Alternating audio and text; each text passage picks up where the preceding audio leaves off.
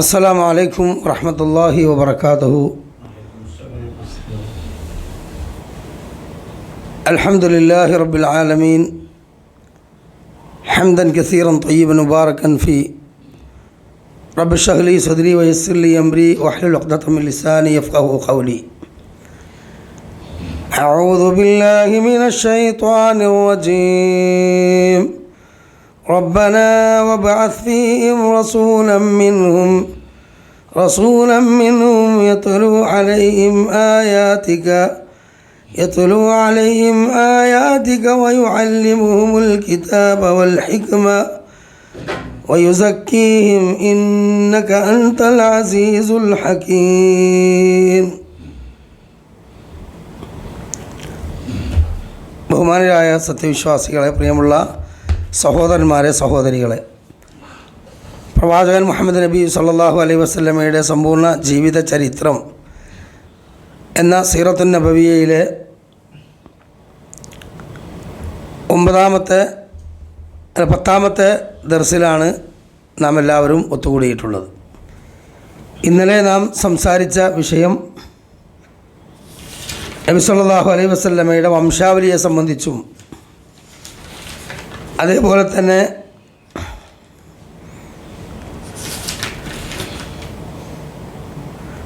ആ കുടുംബത്തിൽ നിന്ന് നബി സല്ലല്ലാഹു അലൈഹി വസല്ലമയുടെ കുടുംബത്തിലേക്ക് അല്ലാഹു സുബ്ഹാനഹു വ തആല പരിശുദ്ധ കഅബാലയത്തിൻ്റെ അധികാരം കൈമാറിയ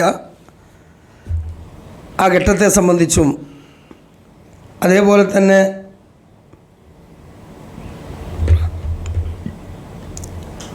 നബി സല്ലല്ലാഹു അലൈഹി വസല്ലമയുടെ കുടുംബമായ ഹാഷിം കുടുംബം, അവരിലൂടെ നബി സല്ലല്ലാഹു അലൈഹി വസല്ലമയെ അല്ലാഹു സുബ്ഹാനഹു വ തആല വളരെ ശ്രദ്ധാപൂർവം സംരക്ഷിച്ച് കൊണ്ടുവന്നതുമായ സംഭവങ്ങളാണ് നാം പറഞ്ഞിട്ടുള്ളത്. ഇനി നബി സല്ലല്ലാഹു അലൈഹി വസല്ലമയുടെ ജനനത്തിന് മുമ്പ് അവിടെ മക്കയിൽ നടന്നിട്ടുള്ള ചില സംഭവങ്ങളാണ് ഇൻഷാ അല്ലാഹ് നമ്മൾ സൂചിപ്പിക്കുവാൻ ഉദ്ദേശിക്കുന്നത്. ഇതിലേക്ക് പ്രവേശിക്കുന്നതിന് മുമ്പ് കഴിഞ്ഞ 6 അധ്യായങ്ങളിൽ നാം പ്രതിപാദിച്ചിട്ടുള്ള പ്രധാനപ്പെട്ട ആ വിഷയങ്ങൾ അത് നമ്മൾ ഒന്ന് മനസ്സിൽ കൊണ്ടുവരേണ്ടതുണ്ട്. അതായത് നമുക്കറിയാം, നബി സല്ലല്ലാഹു അലൈഹി വസല്ലമയുടെ ജനനത്തിന് കാരണമായിട്ടുള്ളത് ഇബ്രാഹിം നബി അലൈഹി സ്വലാത്തു വസ്സലാമയുടെ പ്രാർത്ഥനയാണ് എന്നും അജറ റളിയല്ലാഹു അൻഹയെയും മകൻ ഇസ്മായിൽ അലൈഹി സ്വലാമിനെയും ആ കഅബാലയത്തിൻ്റെ പരിസരത്ത് ഇബ്രാഹിം നബി അലൈഹി സ്വലാം റബ്ബിൻ്റെ തീരുമാനപ്രകാരം വിട്ടേച്ചു പോവുകയും ആ കുഞ്ഞ് മുലപ്പാലിന് വേണ്ടി വാവിട്ട് കരഞ്ഞപ്പോൾ ഇസ്മായിൽ അലൈഹി സ്വലാമിൻ്റെ കാൽപാദത്തിൽ നിന്ന് ഭൂമിയിലൂടെ അല്ലാഹു തആല സംസം എന്ന ഒരു ഉറവ പുറപ്പെടുവിക്കുകയും അങ്ങനെ നമുക്കറിയാം, യാത്രക്കാരായ യാത്രാസംഘങ്ങൾ അവിടെ പക്ഷികൾ വട്ടമിട്ട് പറക്കുന്നത് കണ്ട് അവിടെ വെള്ളമുണ്ട് എന്ന് മനസ്സിലാക്കി അവിടെ വരികയും പിന്നീട് ഹാജറ റളിയല്ലാഹു അൻഹയുടെ അയൽപക്കക്കാരായി അവിടെ മാറുകയും ചെയ്തിട്ടുണ്ട്. അതായത് ഒറിജിനൽ അറബികളായ നൂഹ് നബി അലൈഹി സ്വലാത്തു വസ്സലാമയുടെ മകൻ സാമിൽ നിന്നുമുണ്ടായ കഹ്താനികൾ എന്ന് പറയുന്ന പരമ്പര അവരവിടെ വന്നതാണ്. അതേപോലെ അദ്നാനികൾ, ഈ 2 വിഭാഗവും അവിടെ പരസ്പരം ജീവിച്ച് ഒരു വലിയ സങ്കര സമൂഹമായി രൂപപ്പെട്ടതാണ്. അപ്പോൾ ആ രൂപപ്പെട്ടതിന് ശേഷം നമുക്കറിയാം, അവിടെ നിന്നാണ് പിന്നീട് ഹാജറ റളിയല്ലാഹു അൻഹ ഇസ്മായിൽ അലൈഹി സ്വലാത്തു വസ്സലാമയുടെയും ചരിത്രം നമുക്കറിയുന്നത്. അവിടെ നിന്ന് അവരുടെ ഗോത്രങ്ങളെ ഖുറൈശി ഗോത്രം ഓടിക്കുകയും പിന്നീട് ബനു ഖുസാഅ അതിൻ്റെ അധികാരം പിടിച്ചെടുക്കുകയും ആ സമയത്ത് അവർ സംസം കിണർ മൂടിയിട്ട് രക്ഷപ്പെടുകയും ചെയ്ത ആ സംഭവം നമ്മൾ ഒന്ന് മനസ്സിൽ കൊണ്ടുവന്നതിന് ശേഷം ഇനി ഞാൻ പറയാൻ പോകുന്ന ചില കാര്യങ്ങൾ ഇൻഷാ അല്ലാഹ് നിങ്ങൾ എന്ത് ചെയ്യുക, ഒന്ന് ശ്രദ്ധിക്കുക. ഇത് നമ്മൾ കേട്ട ചരിത്രമാണ് ഇപ്പോൾ ഈ പറഞ്ഞത്. കാരണം ഇനിയുള്ള വിഷയങ്ങൾ നമ്മൾ കൂടുതൽ പ്രാധാന്യത്തോടു കൂടി മനസ്സിലാക്കാൻ നമുക്ക് ഈ ഒരു ചരിത്രം, ഇപ്പം ഞാൻ ഈ പറഞ്ഞ ആ ഒരു ചരിത്രം ഒന്ന് മനസ്സിലാക്കാൻ വേണ്ടിയാണ് പറഞ്ഞിട്ടുള്ളത്. ഞാൻ പറഞ്ഞു 400ഓളം വർഷത്തോളമായി അവിടെ ഹാജിമാർക്ക് വെള്ളം പുറത്തുനിന്ന് ശേഖരിച്ച് എത്തിച്ചു കൊടുക്കുകയായിരുന്നു ഈ ഖുറൈശി കുടുംബങ്ങൾ. എന്നാൽ ഒരിക്കൽ അബ്ദുൽ മുത്തലിബ് കഅബയുടെ പരിസരത്തിരുന്നു കൊണ്ട് ഒന്ന് വിശ്രമിച്ചു. ആ ഉറങ്ങുന്ന സമയത്ത് അദ്ദേഹത്തിനൊരു ഇൽഹാമ് പോലെ, സ്വപ്നമാണെങ്കിലും അതൊരു ഇൽഹാമ് പോലെ, ഇൽഹാം എന്ന് പറഞ്ഞാൽ എന്താണ്? അതിപ്പോൾ മൂസാ നബി അലൈഹി സ്വലാത്തു വസ്സലാമയുടെ ഉമ്മാക്ക് അള്ളാഹു തആല നൽകി ഇൽഹാം. അതിൻ്റെ ഭാഗമായിട്ടാണ് എന്ത് ചെയ്ത്, ഒരു പെട്ടിയിൽ മൂസാ നബി അലൈഹി സ്വലാമിനെ നൈൽ നദിയിൽ ഒഴുക്കി വിടാൻ പറഞ്ഞത്. അത് ഇൽഹാമാണ്. ഇതുപോലെ അബ്ദുൽ മുത്തലിബിന് ഒരു ഇൽഹാം കിട്ടി, അല്ല ഒരു സ്വപ്നം വഴിയാണ് എന്നും പറയുന്നു. ഏതായാലും ഒരാൾ വന്നുകൊണ്ട് അദ്ദേഹത്തോട് പറയുകയാണ്, നീ ത്വയ്ബ കുടിക്കുക, നീ ത്വയ്ബ കുടിക്കുക, നീ ത്വയ്ബ കുടിക്കുക. അപ്പോൾ അദ്ദേഹം തിരിച്ചു ചോദിച്ചു, എന്താണ് ത്വയ്ബ, എന്താണ് ത്വയ്ബ? അപ്പോൾ അത് വ്യക്തമാക്കുന്നതിന് മുമ്പ് ആ വ്യക്തി മറഞ്ഞുപോയി. അബ്ദുൽ മുത്തലിബ് വീണ്ടും അതേ സ്ഥലത്ത് വിശ്രമിക്കുന്ന സമയത്ത് വീണ്ടും അതുപോലെ തന്നെ ഒരു സമാനമായ രൂപത്തിൽ ഒരാൾ വന്നുകൊണ്ട്, അതേ ആൾ വന്നുകൊണ്ട് അദ്ദേഹത്തോട് പറഞ്ഞു, താങ്കൾ ബർറ കുടിക്കുക, ബർറ കുടിക്കുക എന്ന് പറഞ്ഞു. 3 തവണ അത് പറഞ്ഞു. എന്താണ് ബർറ എന്ന് ചോദിച്ചപ്പോഴേക്കും അദ്ദേഹം വീണ്ടും മറഞ്ഞുപോയി. അങ്ങനെ 3-ാം ദിവസവും ഇതുപോലെ പ്രത്യക്ഷപ്പെട്ടു.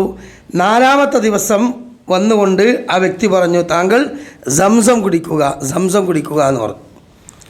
അപ്പം എവിടെയാണ് സംസം എന്ന് ചോദിച്ചപ്പോൾ കറക്റ്റ് ആ വ്യക്തി എന്ത് ചെയ്തു, സ്വപ്നത്തിലൂടെ ഇൽഹാമായി ആ സ്ഥലം പറഞ്ഞു കൊടുത്തു. ഇബ്നു ഹിശാമിൻ്റെ സീറയിൽ വ്യക്തമായി വന്ന താരീഖിൽപ്പെട്ടതാണ്. അങ്ങനെ അബ്ദുൽ മുത്തലിബ് ആ കറക്റ്റ് സ്ഥലം കാണുകയും തൻ്റെ മൂത്ത മകൻ ഹാരിസിനെ ഉപയോഗിച്ചുകൊണ്ട്, അന്ന് അബ്ദുൽ മുത്തലിബിന് 10 മക്കൾ ശേഷമാണ് ഉണ്ടാകുന്നത്, അന്നൊരു ഹാരിസാണുള്ളത്, ആദ്യത്തെ മകന്. അപ്പോൾ അബ്ദുൽ മുത്തലിൻ്റെ മൂത്ത മകനായ ഹാരിസിനെയും കൂട്ടിയിട്ട്, പെൺകുട്ടികളുണ്ട് ആൺകുട്ടികളുണ്ട്, അത് ഒന്നിൽ കൂടുതൽ ഭാര്യമാരാണ്, മൊത്തം 5 ഭാര്യമാരുണ്ടായിരുന്നു. അല്ല, അബ്ദുൽ മുത്തലിബിന് വേറെ 4-5 പെൺകുട്ടികളുണ്ട്. നമ്മൾ ഇന്നലെ വായിച്ചല്ലോ റസൂലുള്ളാഹിന്റെ അമ്മായിമാർ, അല്ലല്ല ബർറ, നമ്മൾ ഇന്നലെ വായിച്ചല്ലോ അത്. പിന്നെ ബർറ, ആത്തിക്ക, അതുപോലെ തന്നെ സൊഫിയ, പിന്നെ അർവ, പിന്നെ ഉമയ്യ, ഇതൊക്കെ റസൂലുള്ളാഹിയുടെ അമ്മായിമാരാണ്, ഒന്നല്ല. അബ്ദുൽ മുത്തലിബിന് 6, 4, 10, 11ഓളം മക്കളുണ്ട്, 6 മക്കളോളുണ്ട്. അപ്പോൾ ഈ പിന്നെ മൂത്ത മകനായ ഹാരിസിനെയും കൂട്ടിയിട്ട് എന്ത് ചെയ്തു, ഈ സ്വപ്നത്തിൽ കണ്ട ആ കറക്റ്റ് ലൊക്കേഷനിലേക്ക് ചെന്നുകൊണ്ട് അവിടെ കുഴി കുത്താൻ തുടങ്ങി. അപ്പോൾ അബ്ദുൽ മുത്തലിബ് മകനും കൂടി ഇങ്ങനെ കുഴി കുത്തിയപ്പോൾ എന്താണെന്ന് വെച്ചു, അപ്പോൾ സംസം കിണർ കണ്ടെത്താൻ വേണ്ടിയുള്ളൊരു പരിശ്രമമാണെന്ന് പറഞ്ഞു. അപ്പോൾ അവരൊക്കെ കളിയാക്കി, 400 കൊല്ലമായിട്ട് ആർക്കും കണ്ടെത്താൻ പറ്റാത്ത സംഗതി, പിന്നെ അനക്ക് എവിടെ നിന്ന് കിട്ടാനാണ്, എന്താ ഭ്രാന്താണോ എന്നൊക്കെ ചോദിച്ചു. പക്ഷേ പരിഹസിച്ചാലും അതൊന്നും മൈൻഡ് ചെയ്യാതെ അദ്ദേഹം വീണ്ടും വീണ്ടും കുഴിച്ചു. കുറച്ച് ആഴങ്ങളിലേക്ക് പോയപ്പം സ്വർണവും വെള്ളിയും പുറത്തു വരാൻ തുടങ്ങി. അത് വീണ്ടും കുഴിച്ചപ്പോൾ എന്ത് ചെയ്തു, ശക്തമായ രൂപത്തിൽ ഒരു ഉറവജലം പൊട്ടി. അതാണ് സംസം വീണ്ടും ഭൂമിയിൽ നിന്ന് കണ്ടെത്തി എന്നുള്ളത്. അങ്ങനെയാണ്. അങ്ങനെ പരിഹസിച്ച ആളുകളൊക്കെ എന്ത് ചെയ്തു, പിന്നീട് അവകാശവാദവുമായി വന്നു. കാരണം അതിൻ്റെ പരിസരത്തുള്ള ഗോത്രക്കാരാണ്. ഒരു പറഞ്ഞു ഇസ്മായിൽ വംശജർ ഞങ്ങളാണ്, ഞങ്ങളതാണത്, ഞങ്ങൾ പിന്നെ മൂടിയിട്ട് പോയതാണ്, ഞങ്ങളെ അവകാശികളാണ് എന്നും പറഞ്ഞ് തർക്കമായ സമയത്ത് എന്ത് ചെയ്തു, അദ്ദേഹം പറഞ്ഞു, ഇത് എനിക്ക് മാത്രം സ്വപ്നത്തിലൂടെ കിട്ടിയ ഒരു അറിവാണ്, അതുകൊണ്ട് വെള്ളം നിങ്ങൾക്ക് യഥേഷ്ടം വേണമെങ്കിൽ കുടിക്കാം, പക്ഷേ സംസം കിണറിൻ്റെ സംരക്ഷണം അത് എൻ്റെ അധ്യക്ഷതയിലാണ് പൂർണ്ണമായിട്ടും, അത് ഞാൻ ഒരിക്കലും തരൂല എന്ന് പറഞ്ഞു. അവസാനം ദേഷ്യം വന്ന്, കാരണം ഇവർ ശക്തമായിട്ട് എതിർക്കുക, കൂടെ വേറെ ആളുകളില്ല, ആകെയുള്ള ഒരു മകൻ ഹാരിസാണ്. ആ സമയത്ത് ഇയാൾ ദേഷ്യം വന്നപ്പോൾ അബ്ദുൽ മുത്തലിബ് അവിടെ വെച്ചുകൊണ്ട് ഒരു ശപഥം ചെയ്യുകയാണ്. എന്താ ശപഥം? എനിക്ക് അള്ളാഹു ഇൻഷാ അള്ളാഹ് 10 മക്കൾ നൽകുകയാണെങ്കിൽ ഒരു മകനെ ഞാൻ അള്ളാഹുവെ നിനക്ക് വേണ്ടി ഞാൻ ബലി നൽകും എന്ന് പറഞ്ഞു. അന്ന് ഈ ബലിദാനങ്ങൾ ഉണ്ട്, ബലി നൽകി. ഇബ്രാഹിം അലൈഹി സ്വലാത്തു വസ്സലാമൊക്കെ അള്ളാഹു താല കൊടുത്ത സ്വപ്നം എന്താ? ബലിയിലൂടെ മകനെ അറക്കണം എന്നാണല്ലോ സ്വപ്നം. അപ്പോൾ അദ്ദേഹം അത് പ്രഖ്യാപിച്ചു. അങ്ങനെ എന്ത് ചെയ്തു? അപ്പോൾ കാരണം അദ്ദേഹം അന്ന് ആ ഒരു മകനെ ഉണ്ടായിരുന്നുള്ളൂ. ശേഷം 10-ലധികം സന്താനങ്ങൾ അബ്ദുൽ മുത്തലിബിന് ഉണ്ടായിട്ടുണ്ട്. ഏതായാലും അവസാനം പിന്നെ ഒത്തുതീർപ്പായി. ഒത്തുതീർപ്പായത് എന്താണെന്ന് വെച്ചാൽ, നമുക്കൊരു ദൂര സ്ഥലത്തുള്ള ജ്യോത്സ്യൻ്റെ അടുത്തേക്ക് പോവാം. എന്നാൽ ആ ജ്യോത്സ്യൻ എന്ത് പറയട്ടെ, ആർക്കാണ് ഇതിൻ്റെ സംരക്ഷണം കൊടുക്കേണ്ടത് എന്ന് അയാൾ പറയട്ടെ, എന്നാൽ നമുക്ക് വിശ്വസിക്കാമെന്ന് പറഞ്ഞു. അങ്ങനെ ജ്യോത്സ്യന്മാർ തന്നെ കുറച്ചൊക്കെ അറിവുള്ള ആളുകളായതുകൊണ്ട് അങ്ങനെ ആളുകൾ അന്ന് മുതലേ അങ്ങനെ പരിഹാരത്തിന് വേണ്ടിയിട്ട് വന്നു. അങ്ങനെയാണല്ലോ, ജ്യോത്സ്യന്മാരെടുത്ത്, കണക്കന്മാരെടുത്ത്, തത്സമാത്തിൻ്റെ ആളുകളെടുത്ത് ഉള്ള പോലെ ആ പണി തന്നെയാണ് മുജാഹിദ് പ്രസ്ഥാനത്തിനകത്തുള്ള വിശ്വത്തിൻ്റെ സഹോദരന്മാരും ഒരു വേള ചെയ്തിരുന്നത്. കാരണം എന്താ, അവരുടെ ജീവിതത്തിലുള്ള പ്രതിസന്ധികൾ, പ്രയാസങ്ങൾ, ശാരീരിക മാനസികമായ ബുദ്ധിമുട്ടുകൾ, ഇതിന് ഡോക്ടറെ കാണിക്കാൻ ഇസ്ലാം പറഞ്ഞാണ് തദാബവും, നിങ്ങൾ ചികിത്സിക്കുക. എൻസിലുദാ അനില്ലാതെ അള്ളാഹു എല്ലാ രോഗത്തിനും മരുന്നിറക്കിയിട്ടുണ്ട്. പിന്നെ മാത്രമല്ല, ഈ രോഗങ്ങൾ മുഴുവൻ വിശ്വാസികൾക്ക് എന്താണ്? പരീക്ഷണമാണ്. എത്രത്തോളം ഹത്ത ഷൗക്കത്ത് യുഷാക്കുഹ, കാലിനൊരു മുള്ളു തറച്ചാൽ പോലും അവൻ്റെ പാപം പൊറുക്കപ്പെടും. അപ്പോൾ ക്ഷമിക്കുകയും തവക്കുൽ ചെയ്യുകയും അള്ളാഹു സുബ്ഹാനഹു വ തആലയിൽ പ്രതീക്ഷ നഷ്ടപ്പെടാതെ പ്രാർത്ഥിക്കുകയും ആയത്തുൽ കുർസിയും ഫലക്കുന്നാസമൊക്കെ ഓതി നാം സ്വയം ചെയ്യുകയും ഇനി നമ്മുടെ ബന്ധുമിത്രാദികൾ പരസ്പരം അങ്ങോട്ടും ഇങ്ങോട്ടും ഭാര്യ ഭർത്താവിനും ഭർത്താവ് ഭാര്യയ്ക്കും വാപ്പ മക്കൾക്കും അതേപോലെ തന്നെ വല്യമ്മ ഇങ്ങോട്ടും അതുപോലെ സുഹൃത്തുക്കൾ അങ്ങോട്ടും ഇങ്ങോട്ടും എല്ലാം പരസ്പരം പ്രാർത്ഥിക്കുന്നതിന് മന്ത്രിക്കുന്നതിന് എന്തില്ല, തകരാറില്ല. പക്ഷേ ഇത് പ്രത്യേകമായിട്ട് നമ്മളൊന്ന് ഓതിയിട്ടും നമ്മൾ ദിക്ർ ചൊല്ലിയിട്ടും നമ്മളെ പ്രതിസന്ധി തീരുന്നില്ല, അതാരോ എന്തോ ചെയ്തതാണ് എന്ന ഊഹത്തിൻ്റെ അടിസ്ഥാനത്തിൽ ഈ പറഞ്ഞ ആളുകളെ അടുത്തേക്ക് അമുസ്ലിം സഹോദരങ്ങളും മുസ്ലിം സമുദായത്തിലെ ഈ പറഞ്ഞ അന്ധവിശ്വാസികളും പോകുന്നത് പോലെ തന്നെ ശർഈയായ റുഖിയയിലും അങ്ങനെ ഒരു ചികിത്സാ രീതി ഉണ്ട് എന്ന് വിദേശത്തും പല ഭാഗങ്ങളിലൊക്കെ ഉള്ള ചികിത്സാ രീതികളെ കേരളത്തിലേക്ക് ഇറക്കുമതി ചെയ്ത നമ്മളെ വിസ്ഡം ഗ്ലോബൽ ഇസ്ലാമിക് മിഷൻ്റെ നേതാക്കന്മാർ പണ്ഡിതന്മാർ അവർ അങ്ങനെ ക്ലാസ്സുകളിലൂടെയും അതുപോലെ ദായി മീറ്റുകളിലൂടെയൊക്കെ ഇത് പറഞ്ഞു എന്ന് മാത്രമല്ല, അത്തരത്തിൽ ചികിത്സകൾ പഠിക്കാനാവശ്യമായ സംവിധാനങ്ങൾ വരെ ആ കാലഘട്ടത്തിൽ ചികിത്സകന്മാർ ഉണ്ടാക്കിയപ്പോൾ അതിനുവേണ്ടി ഒരു ഗ്രൂപ്പ് ഉണ്ടാക്കി അതിൽ പരസ്പരം ഡിസ്കസ് ചെയ്തു. അവരുടെ അടുത്തേക്ക് പിന്നെ നേതാക്കന്മാരും അതുപോലെ അനുയായികളും അവരുടെ കുടുംബങ്ങളും അവരുടെ പരിസരത്തുള്ളവരൊക്കെ വരാൻ തുടങ്ങി. എൻ്റെ അടുത്ത് മാത്രമല്ല അനവധി ആളുകൾക്ക് അതുപോലെ പോയിട്ടുണ്ട്. അങ്ങനെ ഈ പോകുന്നത് മുഴുവൻ എന്താണ്, വരുന്ന ആളുകളുടെ പ്രശ്നങ്ങളൊക്കെ ഇതുപോലെയാണ്. പ്രശ്നങ്ങളുടെ പരിഹരിക്കാൻ വേണ്ടിയാണ്. വീട് കച്ചവടമാകുന്നില്ല, സ്ഥലം കച്ചവടമാകുന്നില്ല, അതുപോലെ മകൾക്ക് കല്യാണം ഉറക്കുന്നില്ല, ഭാര്യയായിട്ട് എനിക്ക് ശാരീരത്തിൽ ഏർപ്പെടാൻ ഒരു പ്രയാസം വരുന്നുണ്ട്. ഈ ദുനിയാവിലും പ്രതിസന്ധി ഇല്ലാത്തവരാരാണ്? വലനബുൽ അന്നക്കും ബി ഷൈഇൻ മിനൽ ഖൗഫി വൽ ജൂഇ വനക്സി മിനൽ അംവാലി വൽ അൻഫുസി വസ്സമറാത്തി ഫബശ്ശിരി സ്വാബിരീൻ. അള്ളാഹു തആല അവിടെ പറഞ്ഞതാണ്, പരീക്ഷണങ്ങൾ വ്യത്യസ്ത രൂപത്തിൽ അള്ളാഹു തആല നൽകും. അതിന് ഇസ്ലാം പഠിപ്പിച്ച ശർഈയായ പരിഹാരങ്ങൾ അത് നമുക്ക് ചെയ്യാം. ആ ശർഈയായ പരിഹാരങ്ങളിൽ നിന്ന് ഈ രൂപത്തിൽ ഒരു ചികിത്സാ രീതിയിലേക്ക് അതിനെ കൊണ്ടുപോവുകയും അതും ഒരു പരിഹാര രീതിയാണ് എന്ന് പറയുകയും ചെയ്തതിൻ്റെ ഭാഗമായിട്ട് അവസാനം പല അബദ്ധങ്ങളിലേക്കും വരെ ആ ചികിത്സകൾ എത്തി. കുഫറിലേക്കും ഷിർക്കിലേക്കും ബിദ്അത്തുകളിലേക്കും അതുപോലെ തന്നെ വസീലത്ത് ഷിർക്കിലേക്കും ഹറാമുകളിലേക്കൊക്കെ എത്തിയെന്ന് മാത്രമല്ല, അന്ധവിശ്വാസവും കടന്നു വന്നു, നിർഭയത്വം വരെ നഷ്ടപ്പെട്ടു. തൗഹീദുള്ള മുജാഹിദ് പ്രസ്ഥാനത്തിലേക്ക് ഒരാൾ കടന്നു വരുമ്പോൾ തന്നെ അവന് കിട്ടുന്ന ഏറ്റവും വലിയ ഒരു നിധി എന്താണ്? അമ്നാണ്. അമ്ന് എന്ന് പറഞ്ഞാൽ എന്താ? ഷിർക്ക് ഒഴിവാക്കുമ്പോൾ കിട്ടുന്ന ഒരു പ്രത്യേകമായ ഒരു ചൈതന്യമാണ് അമ്ന്. ആ അമ്ന് നഷ്ടപ്പെട്ടു പോവുകയാണ്. അമ്ന് നഷ്ടപ്പെടുകയാണ്. ഒരാൾ മാഷാ അല്ലാ എന്ന് പറയാൻ മറന്നാൽ എൻ്റെ കുട്ടിക്ക് കണ്ണേറ് തട്ടും, അള്ളാഹുവിൻ്റെ ഖദറിനെ അതിന് മുൻകടക്കുമെന്ന ഹദീസുണ്ട് എന്ന് വിചാരിച്ചിട്ട് എന്തെങ്കിലും ഒരു ക്ഷീണോ തളച്ച കുഴക്കോ വരുമ്പോഴത്തേനും ഒന്ന് ഓതിക്കാട്ടിക്കുക, അല്ലെങ്കിൽ ആരെ കണ്ണാ തട്ടിയോ നോക്കാം എന്നൊക്കെ പറയുന്ന രൂപത്തിലേക്ക് അനുയായികളും അതിൻ്റെ ചികിത്സകന്മാരും മാറി.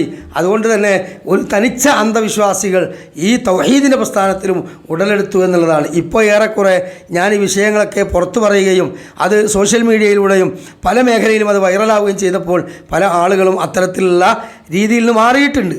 പക്ഷേ എന്നാലും ഇവരുടെ ഹൃദയങ്ങളിൽ ഇതൊക്കെ ഉള്ളത് കൊണ്ട് ഞാനൊരാൾ നിർത്തിക്കൊണ്ട് മാത്രം ഇവർ ചികിത്സ തേടി പോകൽ ഒഴിവാക്കൂല. കാരണം ഞാൻ പറയാൻ കാരണം എന്ന് വെച്ചാൽ മിനിയാന്ന് തിരുവനന്തപുരത്ത് ഹുസൈൻ മന്നാനി എന്ന് പറയുന്ന ഒരു ബാക്കവി, ഹുസൈൻ മന്നാനി എന്ന് പറയുന്ന ബാക്കവിയുണ്ട്. അയാൾ വിസ്ഡത്തിൻ്റെ അനുഭാവിയായ ചികിത്സകനാണ്. ഡോക്ടർ സുബൈറിൻ്റെ വലം കൈയാണ്. അയാൾ കേരളത്തിൽ ഇതുപോലെ ഓരോ സ്ഥലങ്ങളിൽ റൂമെടുക്കും, പരസ്യം ചെയ്യും. പ്രഗത്ഭറാക്കി ജിന്ന് പിശാച് റുഖിയ ശർഈയ ചികിത്സകൾ, പ്രശ്നപരിഹാരങ്ങൾക്ക് നിങ്ങൾ സമീപിക്കുക. ഫോൺ നമ്പറും കൊടുത്തിരിക്കുകയാണ്. ഇത് ഇയാളടുത്തേക്ക് ആരാ പോകുന്നത്? ഖുറാഫികളല്ല, തബ്ലീഗുകാരല്ല, മറിച്ച് നല്ല ബിസിനസ്സുകാരായ അത്യാവശ്യമൊക്കെ സാമ്പത്തിക ശേഷിയുള്ള വിശ്വത്തിൻ്റെ ആളുകളാണ് 80% അദ്ദേഹത്തെ സമീപിക്കുന്നത്. അത് ഇന്നും തുടരുന്നു. അപ്പോൾ നമ്മളൊരാൾ നിർത്തിയത് കൊണ്ടും അവരുടെ ഹൃദയത്തിൽ നിന്ന് ഇത് പോകില്ല. കാരണം എന്താ? അവരുടെ അടിസ്ഥാന ഐഡിയോളജി തന്നെ ഈ ജിന്ന് പിശാചുമായി ബന്ധപ്പെട്ടുള്ള ചർച്ചകളാണ്. അപ്പോൾ ഞാൻ സന്ദർഭോചിതമായി പറഞ്ഞതാണ്. അപ്പോൾ ഈ രൂപത്തിൽ അബ്ദുൽ മുത്തലിബിൻ്റെ ഇവർക്കുമിടയിലുള്ള തർക്കം പരിഹരിക്കാൻ വേണ്ടി ഒരു ജ്യോത്സ്യനെ സമീപിക്കാമെന്ന് പറഞ്ഞു. അങ്ങനെ ആയിക്കോട്ടെ എന്നും പറഞ്ഞ് എന്ത് ചെയ്ത് അവർ പിന്നെ എന്ത് ചെയ്യും, ജ്യോത്സ്യനെ സമീപിക്കാൻ വേണ്ടിയിട്ട് യാത്ര പുറപ്പെട്ടു. ഇനി നമ്മൾ മനസ്സിലാക്കണേ, അവിടെ ചില അത്ഭുതങ്ങൾ സംഭവിക്കുകയാണ്. കാരണം അബ്ദുൽ മുത്തലിബിൻ്റെ കൈകളിലൂടെ തന്നെ ഇതിൻ്റെ അധികാരം അത് എത്തണമെന്നും മക്കം ഫത്ഹായി നബി സല്ലല്ലാഹു അലൈഹി വസല്ലമ ആ മദീനയും മക്കയും ഭരിക്കുന്ന ഖലീഫയാകണമെന്നും ഒക്കെ റബ്ബിൻ്റെ സുന്നത്തിൽപ്പെട്ടതാണ്. അതുകൊണ്ട് തന്നെ എന്ത് ചെയ്തു, 20ഓളം ആളുകൾ യാത്ര ചെയ്തുകൊണ്ടിരിക്കെ, അള്ളാഹുവിൻ്റെ ഖദറായിരിക്കാം, യാത്രക്കിടയിൽ അവരുടെ കയ്യിൽ നിന്ന് ഭക്ഷണം തീർന്നു, വെള്ളം തീർന്നു. കാരണം വഴി തെറ്റിപ്പോയി, ഉദ്ദേശ സ്ഥലത്തെത്താൻ പറ്റിയില്ല. അവർ വഴി തെറ്റിപ്പോയി. അങ്ങനെ വഴി തെറ്റി കുറച്ച് അലഞ്ഞ് അവരുടെ കയ്യിലുള്ള ഭക്ഷണം തീർന്നു, വെള്ളം തീർന്നു. മരിക്കാനുള്ള ഘട്ടമായപ്പോൾ ഓരോരുത്തരും എന്ത് ചെയ്തു, ഖബറ് കുത്താൻ തുടങ്ങി. കാരണം മൃഗങ്ങൾ കടിച്ചു കീറി മയ്യത്ത് നാശാക്കേണ്ട നിലയ്ക്ക് അവരെ സ്വഭാവമാണെന്ത്, അവർ ഓരോരുത്തരും കബറ് കുത്തി.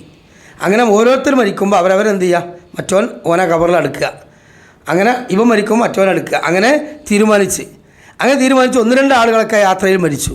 പക്ഷേ ഈ ഒരാൾ മരിച്ച് മറവ് ചെയ്തുകൊണ്ടിരിക്കെ തന്നെ അവിടെ എന്തുണ്ടായി, അവിടെ വലിയ ഒരു അത്ഭുതമുണ്ടായി. എന്താ കാരണം എന്ന് വെച്ചാൽ അബ്ദുൽ മുത്തലിബ് ഖബർ കുഴിച്ചപ്പോൾ വീണ്ടും വെള്ളം വരാൻ തുടങ്ങി.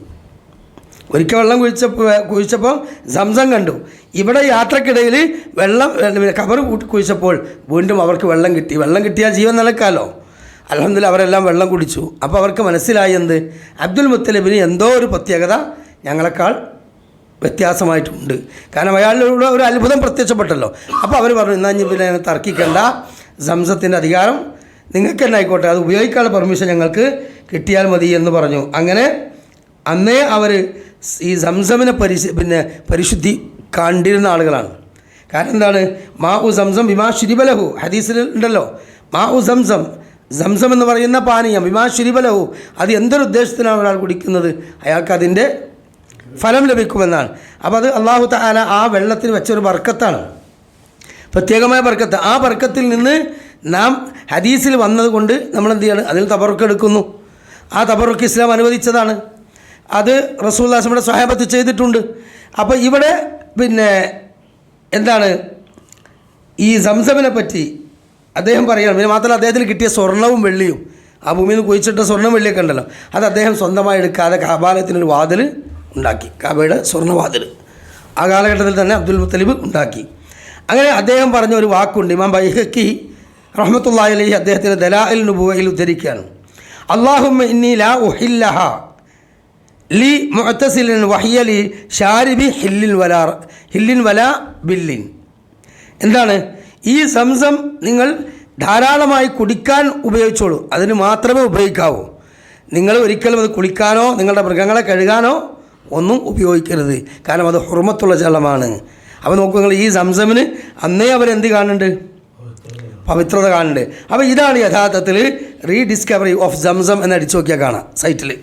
റീഡിസ്കവറി ഓഫ് സംസം രണ്ടാമതും കുഴിച്ചെടുത്ത ചരിത്രം. ആ ചരിത്രം ഇതടിക്കുമ്പോൾ ഇത് മുഴുവൻ നമുക്ക് ഈ സീറ മുഴുവനും എന്തുണ്ടാവും, ഗൂഗിളിൽ കിട്ടും.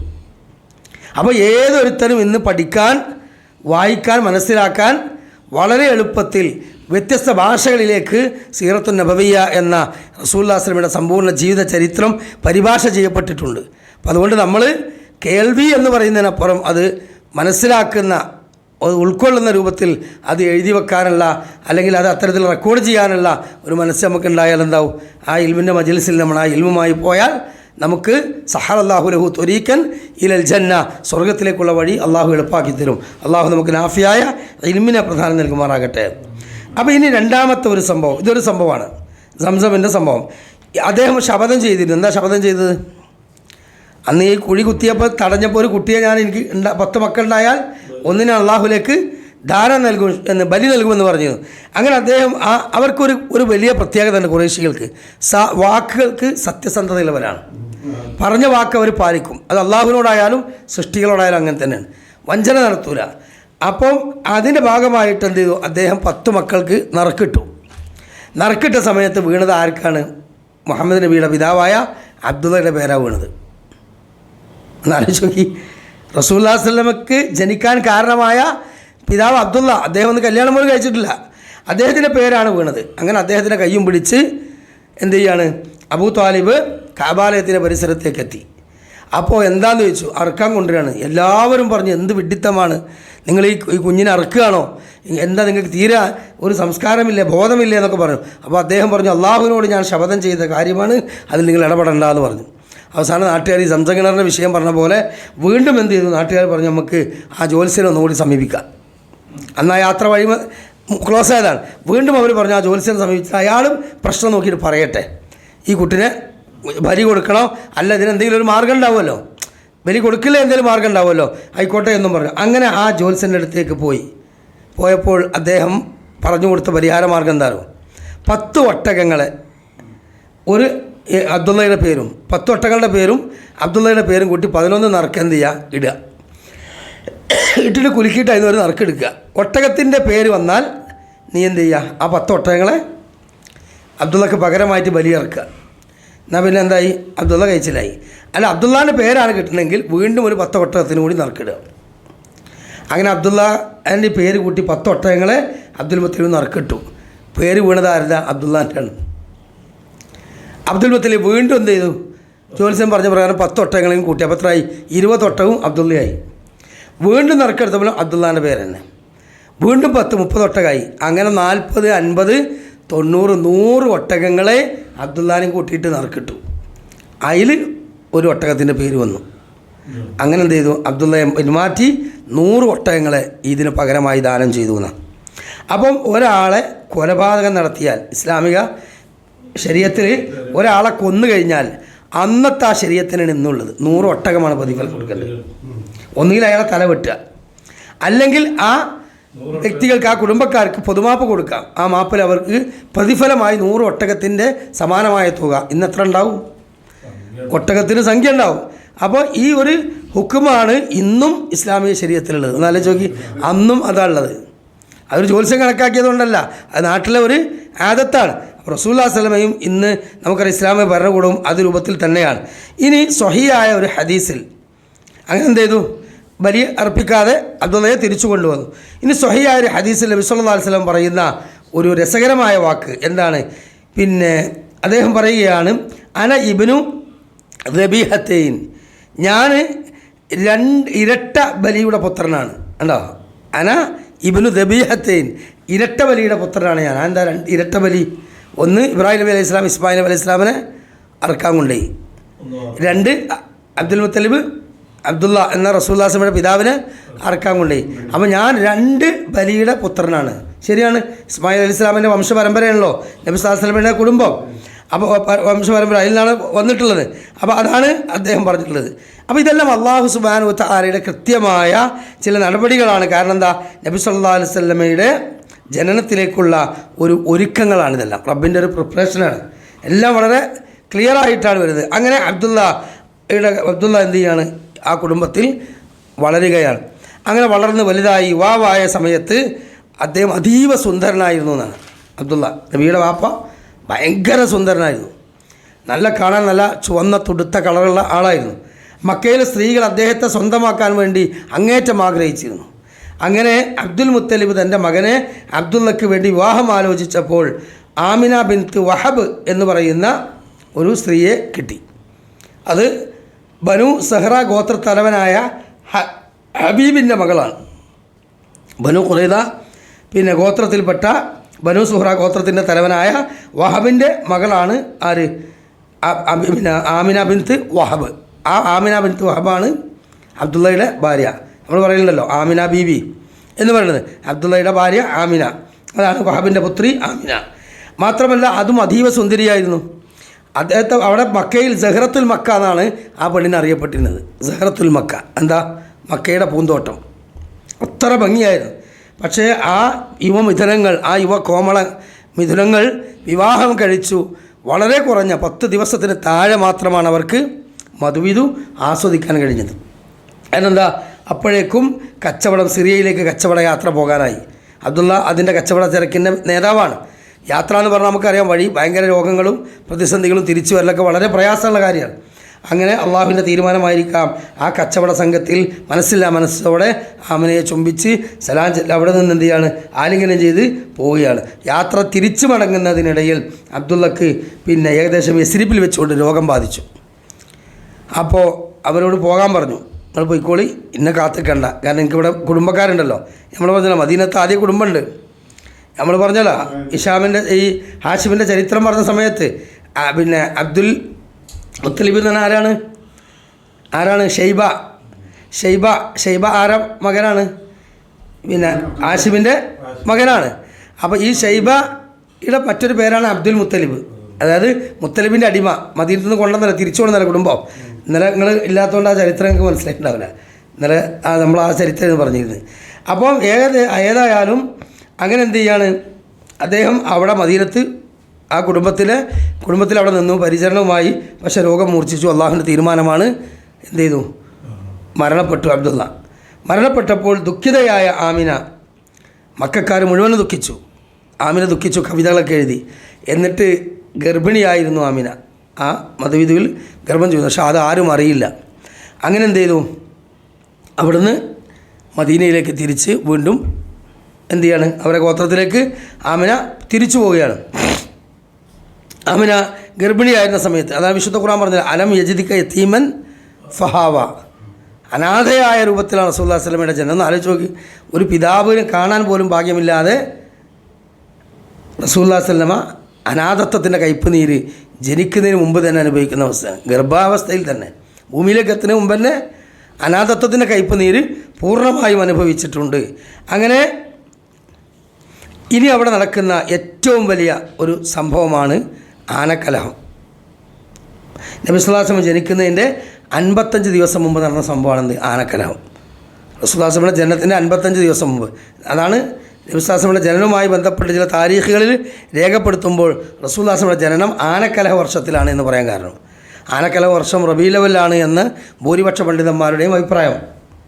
അതുകൊണ്ടാണ് റസൂലുള്ളാഹി സ്വല്ലല്ലാഹു അലൈഹി വസല്ലം ജനനത്തെപ്പറ്റി വഖ്തുലഫി ഫീ ആമിൻ വിലാദത്തുഹു സ്വല്ലല്ലാഹു അലൈഹി വസല്ലം വഫീ ഷഹ്രിഹ വഫീ യൗമിഹ എന്ന് പറയുന്നുണ്ടല്ലോ. മാസങ്ങളിലും ദിവസങ്ങളിലൊക്കെ അഭിപ്രായ വ്യത്യാസമുണ്ട്. മുഹറത്തിലാന്ന് പറഞ്ഞവരുണ്ട്, റമദാനിലാണെന്ന് പറഞ്ഞവരുണ്ട്, ഭൂരിപക്ഷം റബീഉൽ അവ്വലിലാണെന്നാണ് പറഞ്ഞിട്ടുള്ളത് ജനനം. അത് ആനക്കലഹ വർഷം, ആനക്കലഹം 7-ലാണ്, 8-ലാണ്, 10-ലാണ്, 12-ലാണ് എന്നൊക്കെ പറയുന്നുണ്ട്. ഏത് റബീഉൽ അവ്വൽ തന്നെ വ്യത്യസ്ത ദിവസങ്ങളിലാണെന്നും പറയപ്പെടുന്നുണ്ട്. ഏതായാലും ആ ചരിത്രത്തിലേക്ക് നാം കണിശമായി പോകേണ്ട ഒരു ആവശ്യം നമുക്കില്ല. കാരണം എന്താ, വിശ്വാസം ജനിക്കുന്നതിന് മുമ്പ് പ്രവാചകനായിട്ടല്ലല്ലോ ജനിക്കുന്നത്. നമ്മളെ സംബന്ധിച്ചിടത്തോളം ആ പ്രവാചകത്വത്തിന് ശേഷമുള്ള ജീവിതമാണ് നമ്മൾ പിൻപറ്റേണ്ടത്. എന്നാൽ വിശ്വാസമുള്ള സീറ നമ്മൾ പൂർണ്ണമായിട്ട് പഠിക്കുമ്പോൾ ഈ ചരിത്രമെല്ലാം നമ്മൾ എന്ത് ചെയ്യണം, പിന്നെ മനസ്സിലാക്കുകയും വേണം. അപ്പോൾ അതിൽപ്പെട്ട വലിയൊരു സംഭവമാണ് റസൂലുള്ളാഹി സ്വല്ലല്ലാഹു അലൈഹി വസല്ലം ജനനത്തിന് മുമ്പുണ്ടായ ആനക്കലഹം എന്ന് പറയുന്നത്. നമുക്കറിയാം, എത്യോപ്യ സൗത്ത് ആഫ്രിക്കയിലെ രാജ്യമാണ്. എത്യോപ്യ ഭരിച്ചിരുന്ന നജാഷി എന്ന് പറയുന്ന രാജാവ്. ഈ നജാഷി എന്ന് പറഞ്ഞാൽ ഈജിപ്ത് ഭരിച്ചിരുന്ന ഫിറഔൻ എന്ന് പറയുന്നത് ഒരു വ്യക്തിയല്ല, അതൊരു രാജ പദവിയാണ്. ഫിറഔൻ എന്ന് പറഞ്ഞാൽ ഒന്നാമൻ, രണ്ടാമൻ, ഫിറഔൻ മൂന്നാമൻ, അങ്ങനെയൊക്കെ ഉണ്ട്. അതുപോലെ നജാഷി ഒന്നാമൻ, നജാഷി രണ്ടാമൻ, മൂന്നാമനൊക്കെ ഉണ്ട്. ഈ രണ്ടാമനാണ് നജാഷി. ആര്? അബിസീനിയയിൽ വെച്ച് ഇസ്ലാം സ്വീകരിച്ച സഹാബി. എന്നാൽ അദ്ദേഹത്തിൻ്റെ പിതാവായിരുന്നു ഈ പറഞ്ഞ എത്യോപ്യ ഭരിച്ചിരുന്ന രാജാവ്. അദ്ദേഹം അബിസീനിയയിൽ ക്രൈസ്തവ ഭൂരിപക്ഷമുള്ള നാടാണ്. ഇവിടെ അബിസീനിയയിൽ. അപ്പോൾ ആ അബിസീനിയയിൽ ക്രൈസ്തവ ഭൂരിപക്ഷമുള്ള നാടായതുകൊണ്ട് ഈ എത്യോപ്യയുടെ അബിസീനിയ എന്ന് പറയുന്ന സ്ഥലത്ത് സമീപത്തുള്ള യമന്, അതിൻ്റെ സമീപത്തുള്ള യമന്, ആ യമനിൽ ഭൂരിപക്ഷം ജൂതന്മാരായിരുന്നു. അബിസീനിയയുടെ തൊട്ടടുത്ത് ഉള്ള യമനിൽ അന്ന് ജൂതന്മാരായിരുന്നു ഭൂരിപക്ഷം. അതുകൊണ്ട് തന്നെ അവിടെ ഉള്ള ന്യൂനപക്ഷമായ ക്രിസ്ത്യാനികളെ അവർ വല്ലാതെ മർദ്ദിച്ചു. ആ മർദ്ദിച്ച സമയത്ത് എന്ത് ചെയ്തു, ഈ അബിസീനിയയുടെ രാജാവ് എന്ത് ചെയ്തു, നജാഷി ഒരു സൈന്യത്തെ അവർക്ക് അയച്ചു കൊടുത്തു, സഹായിച്ചു. എവിടെ? യമനിൽ ശക്തമായി ജൂതന്മാർക്ക് അടിച്ചടി ഓടിച്ചു. എന്നിട്ട് എന്ത് ചെയ്തു, അവിടുത്തെ ആധിപത്യം, ജൂത ആധിപത്യം അവസാനിപ്പിച്ചിട്ട് അവിടെ എന്ത് ചെയ്തു, ഗവർണറായി ഒരാളെ നജാഷി നിയോഗിച്ചു. അതാണ് ആര്? അബ്രഹാം ഇബ്നു സബാഹ്. അതാണ് അബ്രഹത്ത് എന്ന് പറഞ്ഞ അതാണ് അബ്രഹാം ഇബ്നു സബാഹ്. ആനക്കലഹത്തിന് നമ്മൾ അബ്രഹത്തിൻ്റെ ആനപ്പെടാൻ. അപ്പോൾ ഈ അബ്രഹാമാണ് അന്നത്തെ എത്യോപ്യയിലെ ഈ നജാഷിയുടെ കീഴിൽ യമൻ ഭരിച്ചിരുന്ന ഗവർണർ. അങ്ങനെ ഈ ഗവർണർക്ക് സത്യത്തിൽ മക്കയോട് ഭയങ്കര വെറുപ്പായിരുന്നു, പ്രത്യേകിച്ച് അവിടെ കാബാലയുള്ളതുകൊണ്ട്. കാരണം എന്താ, ആളുകളൊക്കെ കൂടുതൽ അങ്ങോട്ടാണ് ചെല്ലുന്നത്, ഈ ഭാഗത്തേക്ക് ആരും വരുന്നില്ല. അപ്പോൾ അദ്ദേഹം എന്ത് ചെയ്തു, ഇത് ശ്രദ്ധ തിരിച്ചു വിടാൻ വേണ്ടിയിട്ട് അദ്ദേഹം ഒരു വലിയ പടുകൂറ്റൻ കനീസ എന്ന് പറയും, കനീസ പറഞ്ഞാൽ ചർച്ച്, വലിയൊരു ചർച്ച് അദ്ദേഹം യമനിൽ പടുത്തുയർത്തുകയാണ്. അദ്ദേഹം വലിയൊരു ചർച്ച് പടുത്തുയർത്തിയിട്ട് ആളുകളുടെ ശ്രദ്ധ മുഴുവൻ അങ്ങോട്ട് കേന്ദ്രീകരിക്കാൻ വേണ്ടിയിട്ട് അപ്പോൾ ലോകത്തിൻ്റെ വിവിധ ഭാഗങ്ങളിൽ നിന്നാണ് അതിൻ്റെ മെറ്റീരിയൽസ്, ഗ്ലാസ്സുകൾ, മരങ്ങളൊക്കെ കൊണ്ടുവന്നത്. ഇന്ത്യയിൽ നിന്ന് പോലും കൊണ്ടുപോയിട്ടുണ്ട് എന്ന് ചരിത്രം പറയപ്പെടുന്നു. അല്ലാഹു ആലം. അങ്ങനെ അദ്ദേഹം വലിയ ഒരു കാബ പോലെ ഒരു ചർച്ച്, ഒരു ഖനീസ് അവിടെ ഉണ്ടാക്കി, അത് ആളുകളുടെ ശ്രദ്ധ അങ്ങോട്ട് തിരിച്ചു വിടാൻ വേണ്ടിയിട്ട്. പക്ഷേ ഇത് സൊനായിൽ കുല്ലൈസ് എന്ന് പറയുന്ന ആ ചർച്ചിൻ്റെ പേര് കുല്ലൈസ് എന്നാണ്. ഇന്നും അതിൻ്റെ ചരിത്രാവശിഷ്ടങ്ങൾ നമുക്ക് കാണാൻ കഴിയും. ക്രിസ്താബ്ദം 570 ക്രിസ്താബ്ദം 570 ഈസാ അലൈഹി ഇസ്ലാമിൻ്റെ ആ കാലഘട്ടത്തിലാണ് അതിനൊക്കെ നടപ്പ്. അങ്ങനെ അവിടെ സംഭവിച്ചത് എന്താ വെച്ചാൽ ഈ പ്രവർത്തനം അന്നത്തെ അറബികൾക്ക്, മക്കക്കാർക്ക് ഇത് ഇഷ്ടപ്പെട്ടില്ല. കാരണം ഇവിടെ ഇത് കബാലത്തിന് പകരമായിട്ട് ഒരു കനീസ് അവിടെ ഉണ്ടാക്കുന്നുണ്ട് എന്ന് അവർ കേട്ടപ്പോൾ എന്ത് ചെയ്തു, ഭയങ്കര ഒരു തരം ഈർഷത. അതിൽ ഒരു അവിവേകിയായ ഒരു ചെങ്ങായി എന്ത് ചെയ്തു, അതിനകത്ത് ആരുമില്ലാത്ത സമയത്ത് പോയിട്ട് മലമൂത്ര വിസർജനം നടത്തി വെച്ച് ഒരു അറബിക്കാരൻ. ആ കനീസിൻ്റെ ഉള്ളിൽ യമനിൽ ഈ ഉണ്ടാക്കിയ ക്രിസ്ത്യൻ ചർച്ചിനുള്ളിൽ പോയിട്ട് അന്നത്തെ മക്കത്തെ ഒരു ചെങ്ങായി എന്ത് ചെയ്യണം, ഒരു ഗോത്രക്കാരൻ അവിടെ പോയിട്ട് എന്ത് ചെയ്യാണ്, മൂത്രമൊഴിച്ചു, കാഷ്ടിച്ചു വെച്ചു. പ്രതിഷേധമായി. ഈ വിവരം അറിഞ്ഞ് അങ്ങനെ അബ്രഹാം ഇബ്നു സബാഹ് എന്ന് പറയുന്ന ആ ഗവർണർ എന്ത് ചെയ്യാണ്, 60,000-ഓളം വരുന്ന വലിയൊരു സൈന്യവുമായി മക്കത്തേക്ക് വരികയാണ് തകർക്കാൻ. അതാണ് ആനക്കലഹം. 60,000-ഓളം സൈന്യങ്ങൾ, അതിൽ ഭൂരിപക്ഷം ആനയായിരുന്നു, ആനപ്പടയായിരുന്നു. കാരണം അന്ന് നമുക്കറിയാം യമനിലൊന്നും ആനല്ല, പക്ഷേ യമനിൽ ആന ഇല്ലാത്തത് കൊണ്ട് നമുക്കറിയാം അബിസീനിയയിൽ നിന്നാണ് ഇറക്കുമതി ചെയ്തിരുന്നത്. അബിസീനിയ എന്ന് പറഞ്ഞാൽ ആഫ്രിക്കയിലെ ഒരു രാജ്യമാണ്.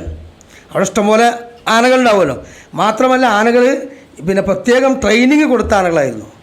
പ്രത്യേകം ട്രെയിനിങ്, അതായത് പറഞ്ഞതനുസരിച്ച് ചെയ്യാൻ പറ്റുന്ന ട്രെയിനിങ്ങുള്ള. അതുകൊണ്ട് തന്നെ അറബികൾക്ക് ആനപ്പടയുമായി യുദ്ധം ചെയ്ത് പരിചയമില്ല. അതുകൊണ്ട് തന്നെ ഒരൊറ്റ വ്യക്തിയുടെ അപക്വമായ ഒരു ഇടപെടൽ കൊണ്ടാണ് ഈ പ്രശ്നം മുഴുവനുണ്ടായത്. നമ്മൾ മനസ്സിലാക്കണം. ആ ഒരു വ്യക്തി അവിടെ പോയി മൂത്രമൊഴിച്ച് കാഷ്ടിച്ചത് കൊണ്ടാണ് പരിശുദ്ധ കഅബാലയം പോലും തകർക്കാൻ 60,000-ഓളം വരുന്ന സൈന്യവുമായിട്ട് അബ്രഹാം ഇബ്നു അബ്രഹ് എന്ന് പറയുന്ന ഈ മനുഷ്യൻ പടയാളി വരുന്നത്. അങ്ങനെ വരുന്നതിനിടയിൽ പല ചെറിയ ഗോത്രങ്ങളൊക്കെ തടഞ്ഞു നോക്കി. പക്ഷെ അവരൊക്കെ ഏറ്റുമുട്ടി. ഇവരുടെ ശക്തിക്ക് മുമ്പിൽ അവരെല്ലാം ഒരുപാട് ആളുകൾ കൊല്ലപ്പെട്ടു. അനവധി സാമഗ്രികൾ അവർ കൊള്ളയടിച്ചു. 200-ഓളം ഒട്ടകങ്ങളെ എന്ത് ചെയ്തു, അബ്ദുൽ മുത്തലിബിൻ്റെ ഒട്ടകങ്ങളെ അവർ പിടിച്ചെടുത്തു. അങ്ങനെ കഅബാലയത്തിൻ്റെ അടുത്തെത്തി. യുദ്ധത്തിന് മുമ്പ് രാജ്യങ്ങൾ തമ്മിൽ ചർച്ച ഉണ്ടാവുമല്ലോ. അങ്ങനെ ആ ചർച്ചയ്ക്ക് വേണ്ടി കഅബയുടെ അധികാരിയായ അബ്ദുൽ മുത്തലിബുമായിട്ട് ചർച്ചയ്ക്ക് വേണ്ടി അവർ എത്തി. അപ്പോൾ ഈ അബ്രഹാം എന്ന് പറയുന്ന ചക്രവർത്തി അന്ന് ഈ അബ്ദുൽ മുത്തലിബിനെ കുറിച്ചൊക്കെ കേട്ടിട്ടുള്ളത് ഭയങ്കര പ്രഗത്ഭനാണ്, ഭയങ്കര പ്രതാപശാലിയാണ്, അങ്ങനെ വലിയ ആളുകളാണെന്നുള്ള നിലക്കാണ്.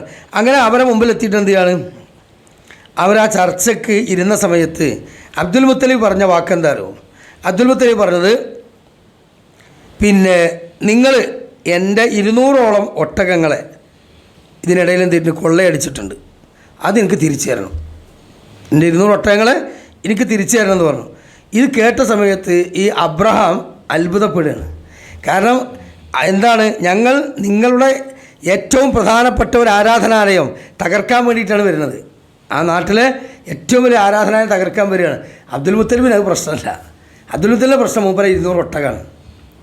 അപ്പോൾ വലിയൊരു ആരാധനാലയം തകർക്കാൻ വരുമ്പോൾ ആ നാട് മൊത്തം എതിർക്കുന്നതിന് പകരം അതിൻ്റെ നേതാവായ അബ്ദുൽ മുത്തലിബിന് അതൊന്നും ചോദിക്കാതെ 200 ഒട്ടകത്തിൻ്റെ കാര്യമാണ്, അത് എൻ്റേതാണ്, അത് എനിക്ക് എന്ത് ചെയ്യണം, തിരിച്ചു തരണമെന്ന് പറഞ്ഞപ്പോൾ ഈ അബ്രഹാം അത്ഭുതപ്പെട്ടുകൊണ്ട് പറയണത്, ഞങ്ങൾ വിചാരിച്ച് നിങ്ങൾക്ക് കുറച്ചൊക്കെ ഒരു നിലയും വരെ ഉണ്ട് എന്നാണ്, നിങ്ങൾക്ക് തീരെ ഒരു ഗൗരവമല്ലേ ഈ സ്ഥാപനത്തെ പറ്റി, ഈ കഅബാലയത്തെക്കുറിച്ച്, ഞങ്ങൾ തകർക്കാനാണല്ലോ വരുന്നത് എന്ന് പറഞ്ഞു.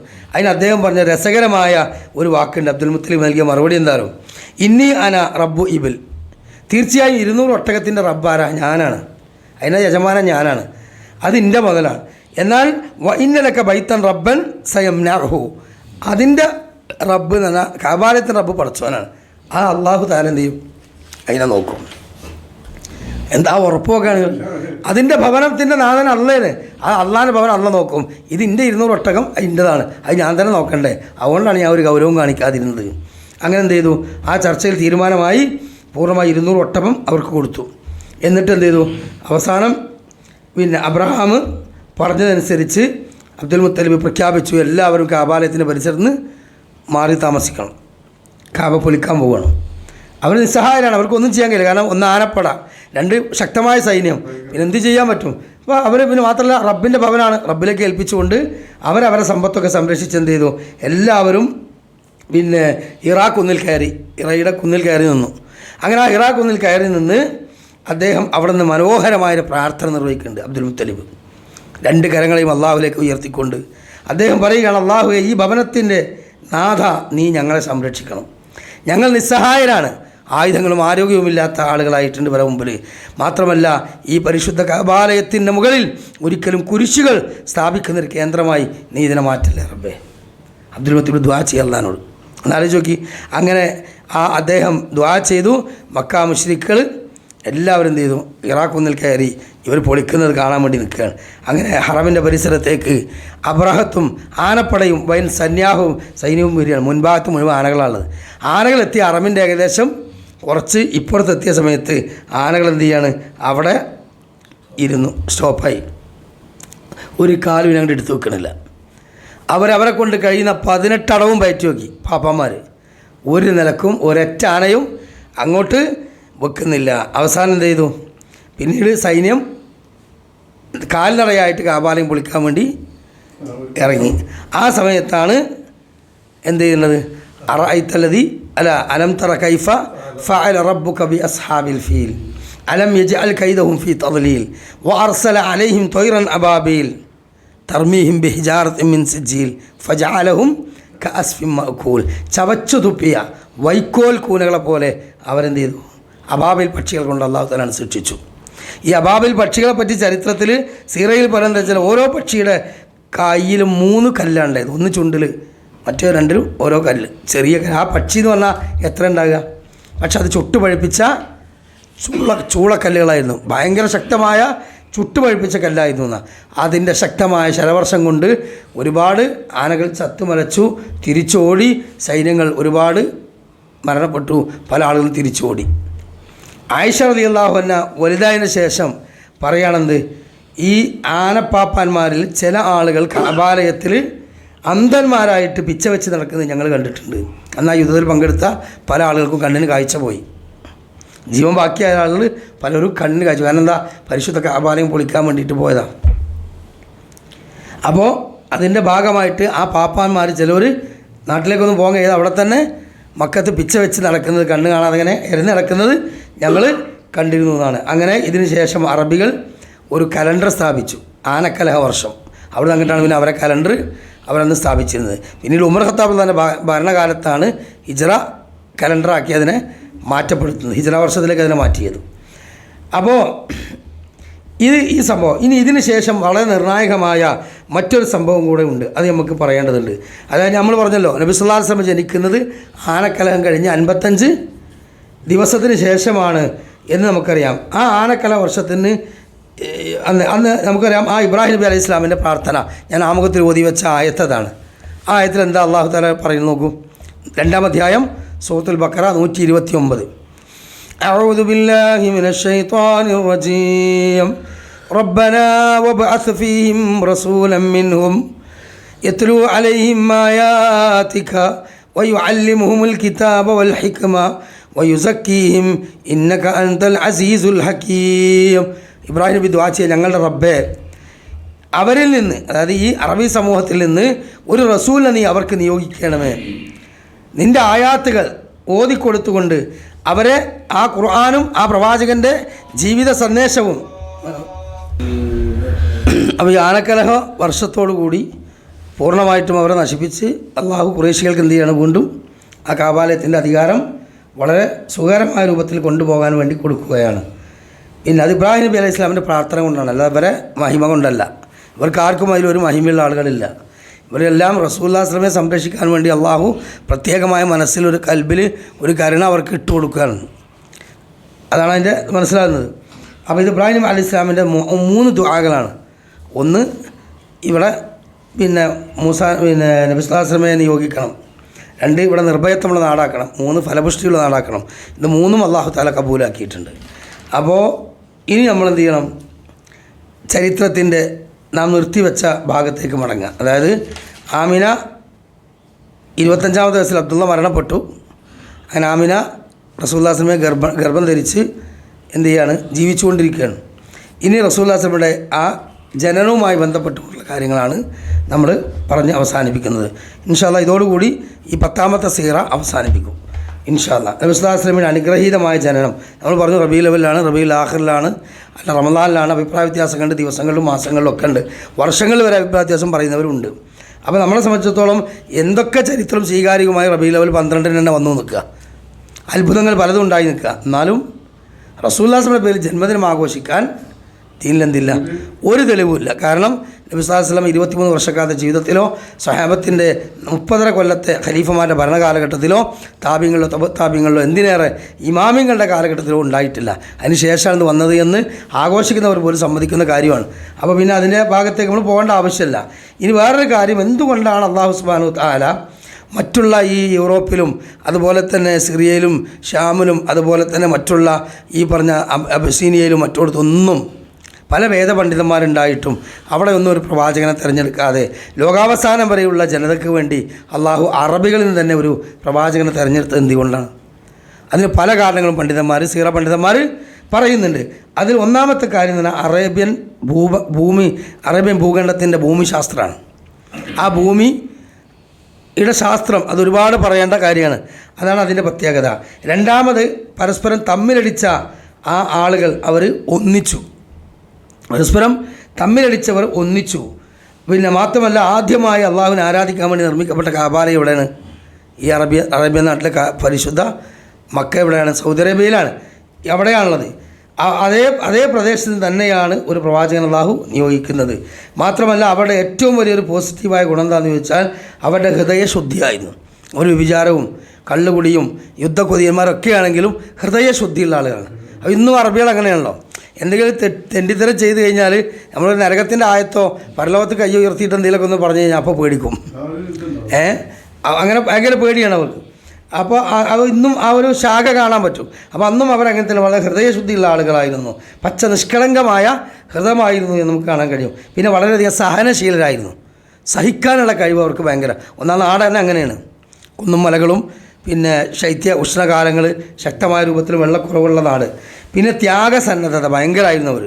മാസങ്ങളോളം പട്ടിണി കിടക്കാനുള്ള കഴിവ് അന്നേ അവർക്കുണ്ട്. മാസങ്ങളോളം പട്ടിണി കിടക്കും അവർ. നമുക്കൊന്നും ഒരിക്കലും കഴിയില്ല. കുറഞ്ഞ ഭക്ഷണം കൊണ്ട് ദീർഘദൂരം യാത്ര ചെയ്യാൻ കഴിയുന്ന ഒരു സംഘം അത് അറബികൾ മാത്രമാണ്, മറ്റുള്ളവർക്കൊന്നും കഴിയില്ല. അപ്പോൾ ഇതൊക്കെ റബ്ബ് ആ നാടിൻ്റെ പ്രത്യേകത മനസ്സിലാക്കിയിട്ടാണ് റസൂലുള്ളാഹി സ്വല്ലല്ലാഹു അലൈഹി വസല്ലം വളർത്തിക്കൊണ്ടിരുന്നത്. മാത്രമല്ല അങ്ങേയറ്റം ധീരതയുള്ള ആളുകളായിരുന്നു അവർ, ഭയങ്കര ധീരന്മാരായിരുന്നു. അതേപോലെ തന്നെ വാക്കിന് വില കൽപ്പിച്ചിരുന്നു. ഇതൊക്കെ അറബി. അതേപോലെ ഖുർആൻ്റെ ഭാഷയായ ശുദ്ധ അറബി സംസാരിച്ചിരുന്നു. അതാണ്. പിന്നെ ഉദാരമനസ്കരായിരുന്നു. ധാരാളം നമ്മളെ അനാഥ മക്കളെ സംരക്ഷിക്കുക, പാവപ്പെട്ടവർക്ക് ഭക്ഷണം കൊടുക്കുക. അപ്പോൾ ആയിഷ റളിയല്ലാഹു അൻഹാ ഇന്നദ്ദീന ഇൻദല്ലാഹിൽ ഇസ്ലാം എന്ന ആയത്തിറങ്ങിയപ്പം ആയിഷ റളിയല്ലാഹു അൻഹ റസൂലുള്ളാഹി സ്വല്ലല്ലാഹു അലൈഹി വസല്ലം അടുത്ത് വന്നിട്ട് പറയുന്നുണ്ട്, നബിയെ, ഞങ്ങളുടെ പിന്നെ കുടുംബത്തിൽ ഒരു സാദുർ റാക്കിബ്, പാവങ്ങളുടെ വണ്ടി എന്നും പറയുന്നൊരു മനുഷ്യനുണ്ട്. ഇബ്നു ജുദ്ആൻ എന്ന അദ്ദേഹത്തിൻ്റെ പേര്. കാനഫിൽ ജാഹിലിയ, അദ്ദേഹം ജാഹിലിയത്തിലെ സമ്പന്നനായിരുന്നു. അദ്ദേഹം അന്ന് ചെയ്തിരുന്ന പണി എന്താ വെച്ചാൽ കഅബാലയത്തിൻ്റെ അടുത്ത് കൊണ്ടുവന്നിട്ട് 100 കണക്കിന് ഒട്ടകങ്ങളെ അറുത്തിട്ട് എന്ത് ചെയ്യും? പാവങ്ങൾക്ക് വിതരണം ചെയ്യും. ഇഷ്ടം പോലെ ധാന്യങ്ങളൊക്കെ വിതരണം ചെയ്യും. ഭയങ്കര ധനാഢ്യനാണ്, നല്ല ദാനം ചെയ്യും. അദ്ദേഹത്തിൻ്റെ ഈ കർമ്മങ്ങൾ അള്ളാഹു സ്വീകരിക്കുകയോ ഇല്ലേ എന്നാണ് ആയിഷ റളിയല്ലാഹു അൻഹ ചോദിക്കുന്നത് ഈ ആയത്തിറങ്ങിയപ്പം. അപ്പോൾ ആയിഷ റളിയല്ലാഹു അൻഹ റസൂലുള്ളാഹി സ്വല്ലല്ലാഹു അലൈഹി വസല്ലം പറഞ്ഞൊരു വാക്കുണ്ട്, ലാ യാ ആയിഷ, അദ്ദേഹത്തിന് ആ സദഖയും ദാനകർമ്മങ്ങളൊന്നും അള്ളാഹു സ്വീകരിക്കൂല. കാരണം ജീവിതത്തിൽ ഒരിക്കൽ പോലും അദ്ദേഹം റബ്ബി ഗഫിർലി ഖതീഅതി യൗമദ്ദീൻ വലാ തുഹ്സിനി യൗമ യുബ്അസൂൻ എന്ന് ദുആ ചെയ്തിട്ടില്ല. അല്ലെങ്കിൽ അതിന് സമാനമായ ഒരു ദുആ, റബ്ബി ഗഫിർലി ഖതീഅതി യൗമദ്ദീൻ, എൻ്റെ എല്ലാ പാപങ്ങളെയും എനിക്ക് പുറത്തു തന്ന് വിചാരണ നാളിൽ നീ എന്നെ അപമാനിക്കരുത് റബ്ബേ എന്ന് അള്ളാഹുവിനോട് കൈ ഉയർത്തിയ ആളെന്ത് ചെയ്തിട്ടില്ല? പ്രാർത്ഥിച്ചിട്ടില്ല. അതുകൊണ്ട് അദ്ദേഹത്തിൻ്റെ ഈ സ്വതക്കകളും ഒന്നും നാളെ പരലോകത്ത് ഉപകാരപ്പെടുകയില്ല. എന്നിട്ടാണ് റസൂലുള്ളാഹി സ്വല്ലല്ലാഹു അലൈഹി വസല്ലം ഈ ആയത്ത് ഓതുന്നത്, വമൻ യബ്തഗി ഗൈറൽ ഇസ്ലാമി ദീന ഫലൻ യുഖ്ബല മിൻഹു ഫഹു ഫിൽ ആഖിറതി മിനൽ ഖാസിരീൻ. വമൻ യബ്തഗി ഗൈറൽ ഇസ്ലാമി ദീന, ഇസ്ലാം അല്ലാത്ത ആദർശത്തെ ആരെങ്കിലും ദീനായി ഐഡിയോളജിയായി സ്വീകരിച്ചാൽ ഫലൻ യുഖ്ബല മിൻഹു, അള്ളാഹു അവരിൽ നിന്ന് അത് സ്വീകരിക്കൂല. വഹു ഫിൽ ആഖിറതി മിനൽ ഖാസിരീൻ, ആഖിറത്തിൽ അവർ നഷ്ടക്കാരായിപ്പെടും എന്നും പറഞ്ഞിട്ടുണ്ട്. നമുക്കിത് കൂടെ പറഞ്ഞ് അവസാനിപ്പിക്കാം. അപ്പോൾ പിന്നെ അതേപോലെ തന്നെ ഖുർആൻ്റെ ഭാഷ സംസാരിക്കുന്നവരായിരുന്നു, ശുദ്ധ അറബി. അതേപോലെ ഓർമ്മശക്തി ഭയങ്കര കൂടുതലായിരുന്നു. 2 കാരണമാണ്. ഒന്ന്, അവരുടെ ഭക്ഷണം ഈത്തപ്പഴം. ഈത്തപ്പഴത്തിൻ്റെ ഏറ്റവും വലിയ പ്രത്യേകത എന്താണ്? ശാസ്ത്രീയമായി തെളിയിച്ചാണെന്ത്? ഓർമ്മശക്തി വർദ്ധിക്കും ആ സാധനം ഭക്ഷിച്ച് കഴിഞ്ഞാൽ. പിന്നെ അവർക്ക് അങ്ങനെ കഴിവും ഉണ്ടായിരുന്നു. അപ്പോൾ ഓർമ്മശക്തി, അത് ഖുർആൻ ഇഫ്ലാക്കാനൊക്കെ ഉള്ള കഴിവ് അങ്ങനെയാണല്ലോ. ഓർമ്മശക്തിയായിരുന്നു. ഖുർആൻ വളരെ അപൂർവമായി എല്ലിലും തോലിലൊക്കെ എഴുതപ്പെട്ടുള്ളൂ. റസൂലുള്ളാഹി സ്വല്ലല്ലാഹു അലൈഹി വസല്ലം കാലത്ത് അതുമില്ല, അവസാന സമയത്താണ് എഴുതപ്പെടുന്നത്. അതിലുമ്പൊക്കെ മനസ്സിൽ സൂക്ഷിക്കുന്നവർ ഇഫ്ലാക്ക് ചെയ്യുന്നു. പിന്നെ അതുമാത്രമല്ല, ഇബ്രാഹിം നബി അലൈഹി സ്വലാത്തു വസ്സലാമയുടെ ദുആ എന്താണ്? റബ്ബനാ വബ്അസ് ഫീഹിം റസൂലൻ മിൻ, അവരിലേക്കൊരു പ്രവാചകനെ നിയോഗിക്കണമെന്ന് ദുആ ചെയ്തു. അതുകൊണ്ടാണ് അറബികളിലേക്ക് ഒരു പ്രവാചകൻ വന്നത്. അതോടൊപ്പം തന്നെ ഈസാ അലൈഹി സ്വലാത്തു വസ്സലാമയുടെ സന്തോഷ വാർത്തയുമാണ്. ബൈബിളിൽ എന്തുണ്ട്? സന്തോഷ വാർത്ത ഉണ്ടല്ലോ. അതാണ് ഞാൻ മഅരിബിന് ഓതിയ ആയത്തിൽ എന്താ, അല്ലദീന യത്തബിഊന റസൂലൽ ഉമ്മിയല്ലദീ യജിദൂനഹു മക്തുബൻ ഇൻദഹും ഫി തൗറാത്തി വൽ ഇൻജീൽ. തൗറാത്തിലും ഇൻജീലിലും പേര് പറയപ്പെട്ട ഒരു പ്രവാചകൻ ഉണ്ടോ.